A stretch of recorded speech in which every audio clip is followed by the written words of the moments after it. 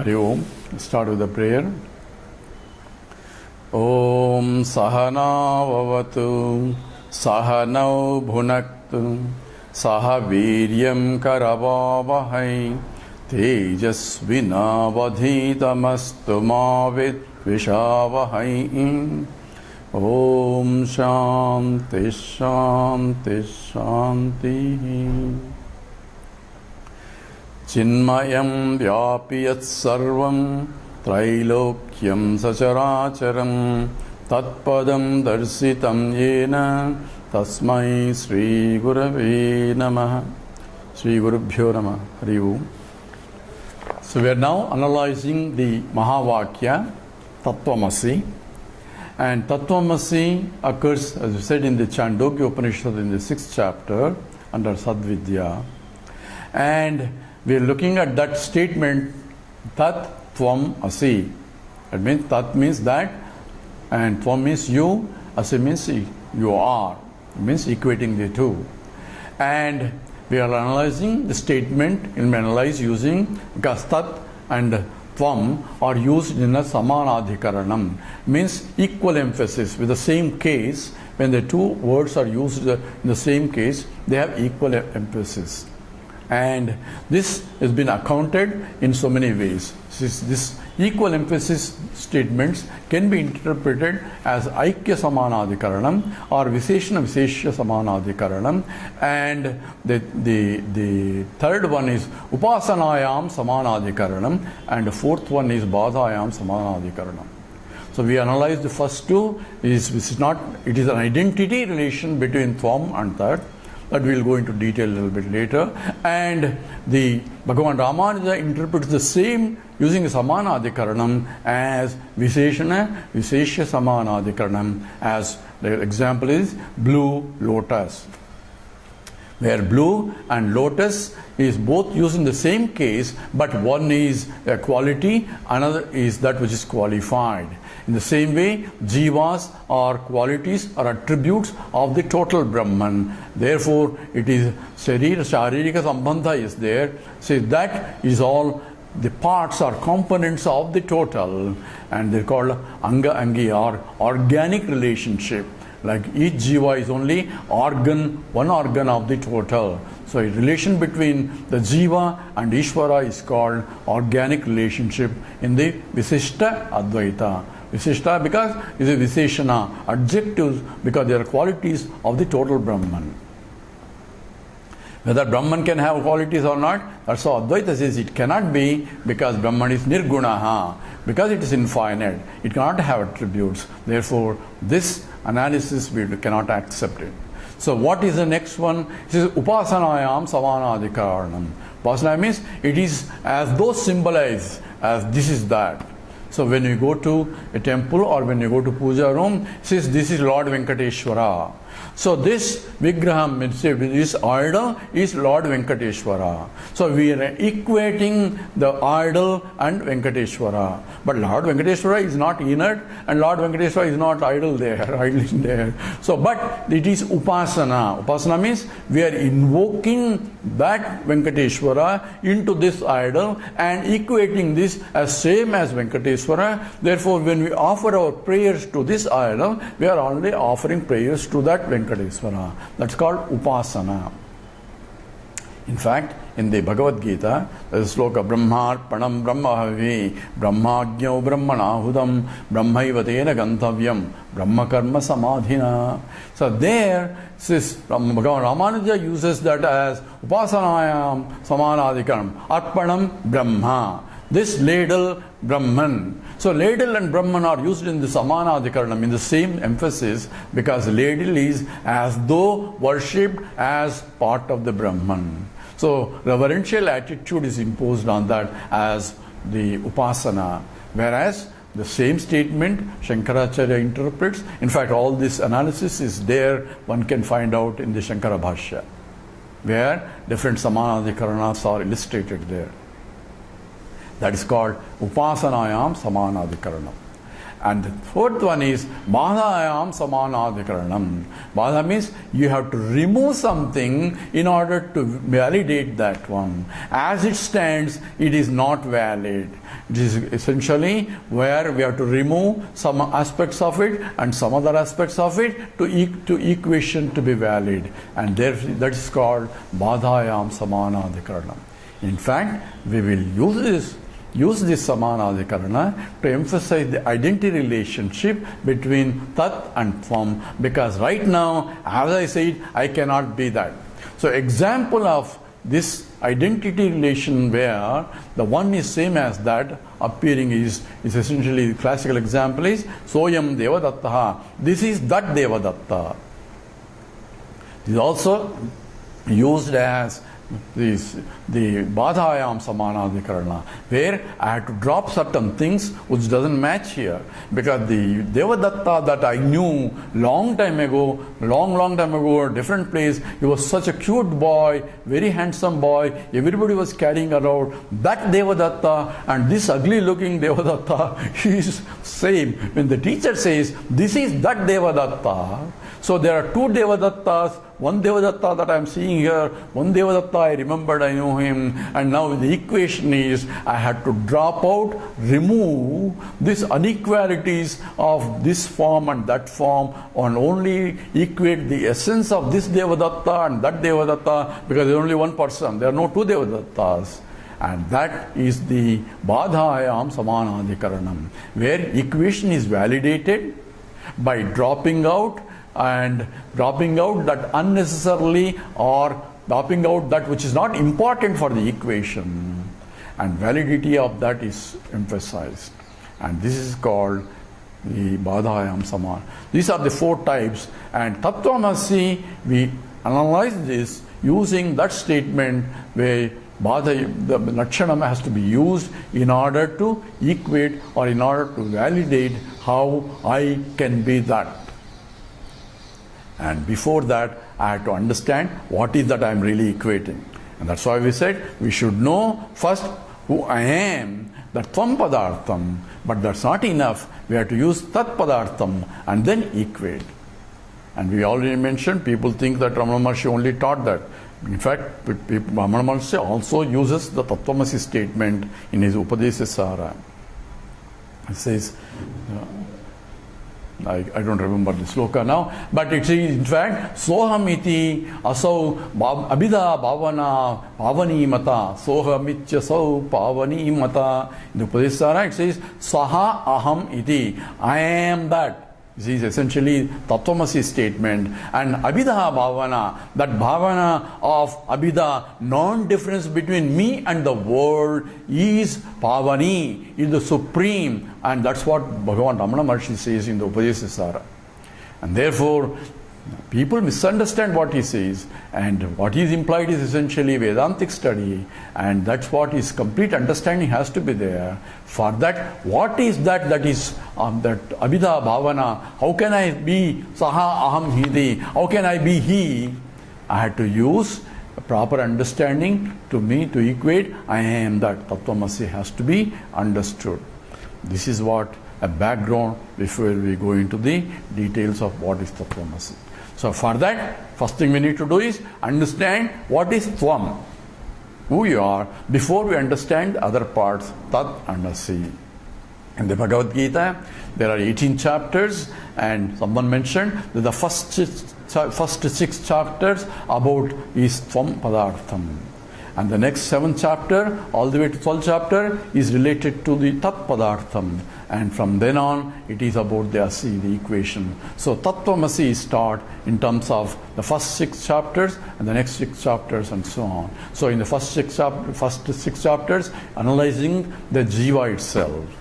And in the next 6 chapters, analyzing the Ishvara, starting from the 7th chapter on. And analyzing the equation, validity of the two is the essence is in the next the 13 to 18 chapters. Now we want to know how to analyze who I am, because we already have wrong notions about ourselves. So we should know how to clearly analyze. Here the procedure that we have to follow is called logically we can analyze. So scripture can help, but we can establish who I am even logically also. We don't need a scripture also to evaluate who I am, because we are existent and we are conscious entity. So we can arrive at the analysis of tvam padartham. Therefore, Bhagavan Ramana Maharshi's students think that who am I is enough. We don't need the scriptures, because analysis of who am I can be done by not using the scriptures, by just logically. So how is the logic used? And the logic is called anvaya-vyatireka. It's called anvaya-vyatireka logic, has to be used in order to arrive at who I am and differentiate who I am not. Now we need to know what is anvaya-vyatireka. So to explain this, that's why I went into details of this is a material cause for the creation. When there are two things together, we can use one is the cause and another is the effect, provided one is the material cause and another is the product. So when there are two things available and one is the material cause and other is a product, I can use the samanaadhikaranam even though both are there, and I can differentiate one and select the other one. And for that I have to use anvaya-vyatireka. Two things are there, and I have to find a situation where those two things do not exist, only one thing exists. And that way I can establish what is the cause and what is the effect. What is independent existence, what is a dependent existence. Dependent existence cannot exist by itself. It has to have the support of that which is supporting it. So the effect, the cause always pervades. And this is why I went to the details of why we are talking about vivartakaranam. Vivartakaranam means it is appearing in different. Gold appearing as many. And scripture is so beautiful, it gives you these examples to indicate how one should analyze also. And therefore, it says we have to have that understanding where we use analysis of cause effect and both are existing together. Then I have to use the anvaya and vyatireka logic to separate it, at least intellectually, because logic is intellectual analysis, to separate what is independent existent and what is dependent existence. That means independent existence or the material is independent, the other one is only apparent. That I can reject the apparent and pay attention to the independent one. And that is involved in this analysis of anvaya-vyatireka. Taking example of ring and the gold. Now there are two things, ring and the gold. And whenever I see an object there, both are appearing there. Gold is there, ring is there. So when I say the ring and the gold, then take this, whenever there is a ring is there, gold is there. So that's called anvayam. Together they are existing. Ring exists and the gold is existing.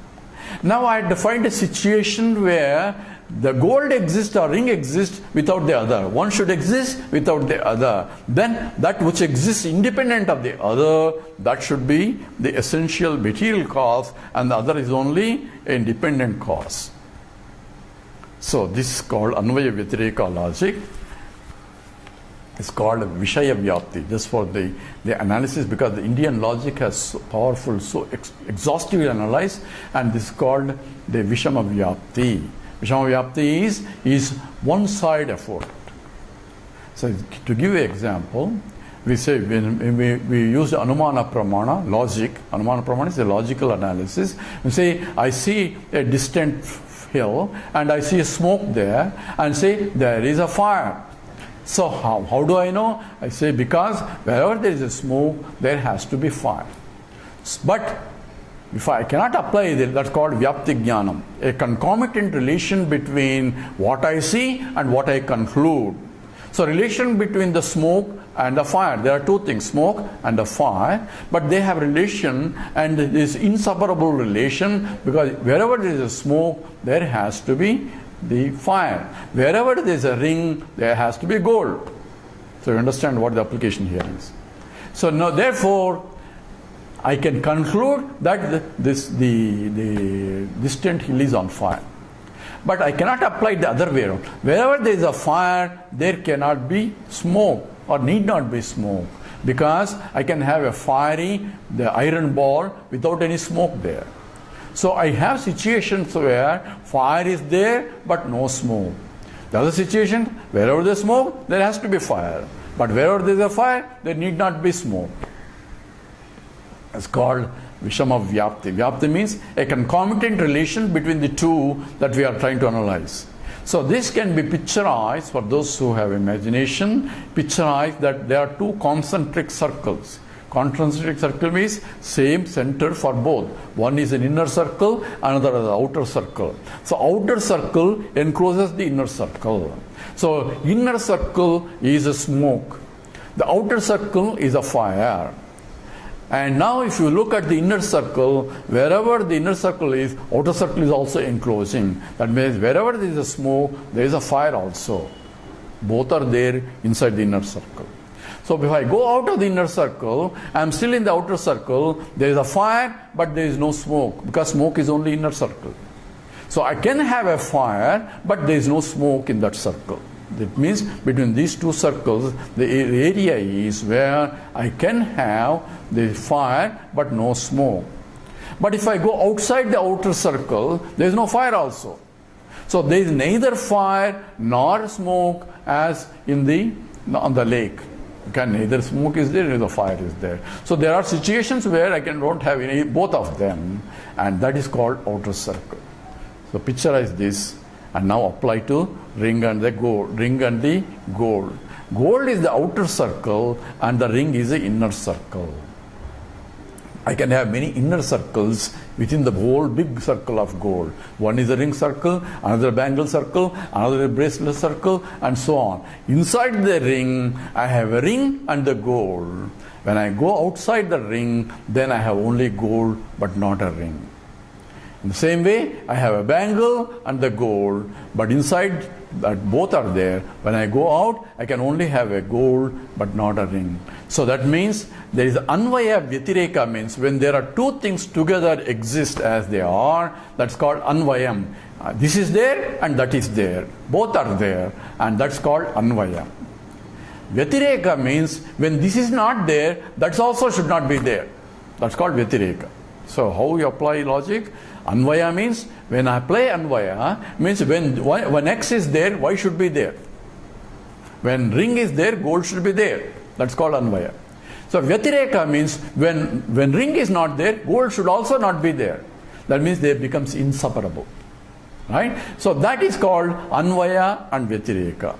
But when you apply that logic here, one does not apply. Anvaya applies. Anvaya means when ring is there, gold is there. But when I go out of the ring, out of the circle of the ring, I can have a gold without being a ring. Gold need not be ring. Gold can be anything else.